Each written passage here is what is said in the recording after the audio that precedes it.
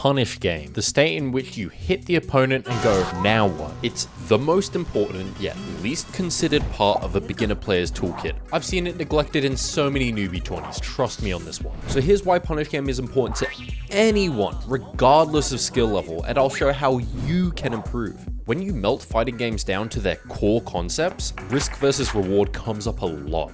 This poke, low risk, low reward. Fafnir, high risk, high reward. But what if you could increase the amount you seek to gain from each interaction dramatically, maximizing the reward off of every situation? That's essentially what a good punish game is. Okay, well, why is it so important? Let's say you're in a match of Counter-Strike, right? And you're really consistent at shooting the enemy, only missing 1 in every 4 shots. Meanwhile, your opponent only hits 1 in every 2. Great. The problem is that you're aiming at the body, meanwhile they're aiming at the head. Sure, you may hit the guy more, but that doesn't matter if it only takes a single shot to kill. The same concept applies to fighting games. Why take 5 risks when you only need to take 3? Note that maximizing reward doesn't just mean damage. It could be making them use a resource, gaining some yourself, or even a positional advantage.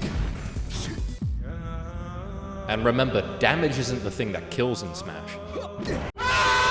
Well, where do I start? Combos are probably the first thing you think of when asked about punish game. I mean, it's your guaranteed damage and is considered the great filter to people who don't play fighting games. Now let me be clear.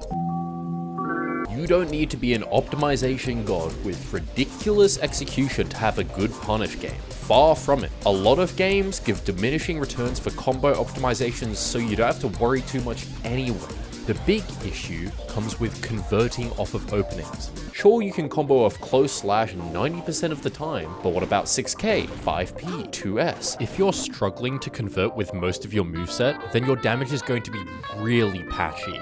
But if you can convert into suboptimal combos off of most hits, then even that is enough to put you a tier above. It's the reason why I got 3rd at a Melty Blood Monthly only using auto combos, because the game does the conversions for me. Now, I'm not saying you have to learn combos for every tool in your moveset. Instead, I suggest learning B&Bs for your character's main neutral and pressure tools, then for your best mashing move, a decent jump-in tool, and then a full combo, like something you would use to punish a DP. Even starting with that should give you a lot more consistent damage output. Also think about how you could extend these combos with meter, or maybe even push your advantage. This is what carries my games. You have no idea how many times I've won just by going, "Fight back!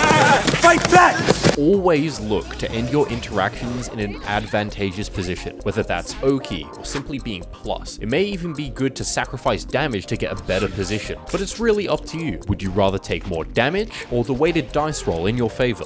Now, my final point is use the right tool for the right job. Why hard commit to a tech greed with a low reward option when you can cover all of them by reaction, or, if you're not fast enough, read with stomp, which leads to a kill and covers 2 options instead of 1. Similarly, if you hard read a backdash, don't use 5k, use close slash to get a full combo. Basically, when you hard read an option, try and maximize the reward you get out of it. And hey, if you were confused about the terms I used in this video, then check out my explanation of fighting game notation in the top right.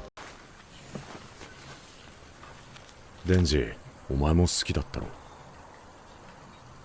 何のつもりだ。